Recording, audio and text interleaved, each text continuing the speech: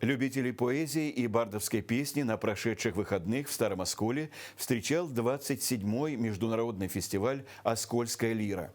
В этом году он прошел в привычном для всех формате. Мастерские развернулись на берегу Старооскольского водохранилища, а гала-концерт состоялся уже на городской площадке. Подробности у Екатерины Равенских. Встречи с вами год мы ждали, привезли вам песни и стихи, чтоб они звучали на поляне, у костров, у берега реки. Гитара, костер и добрая компания – это и есть Старооскольская лира. Для кого-то ежегодный сбор старых друзей, а для кого-то серьезная площадка, чтобы поделиться своим талантом.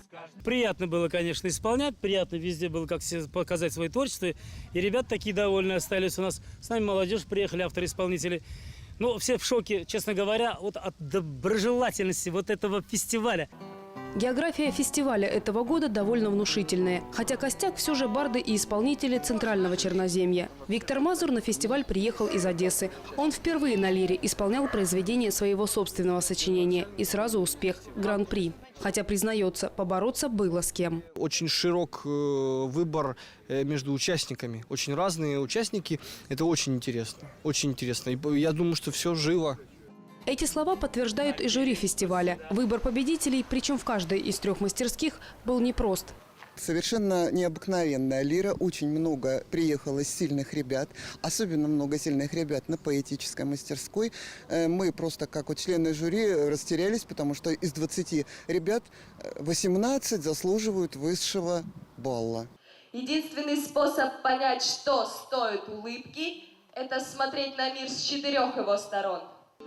Гала-концерт, в отличие от мастерских, проходил на городской площадке. Здесь выступали лучшие из лучших, и послушать их мог прийти любой желающий. Гран-при фестиваля уехал в город Одессу. Лауреатом 1-й степени в мастерской «Бардовская песня» стал проект МКБ из города Липецк. Еще один приз в мастерской «Композиторы и исполнители» уехал в Воронеж. Остальные награды распределились среди бардов Белгородской области. Обладателем гранта Анжелики Астаховой, дающим право на издание книги, стал Павел Полозов, поэт из города Шебекино. Екатерина Равенских, Сергей Кириченко. Новости Мира Белогорья.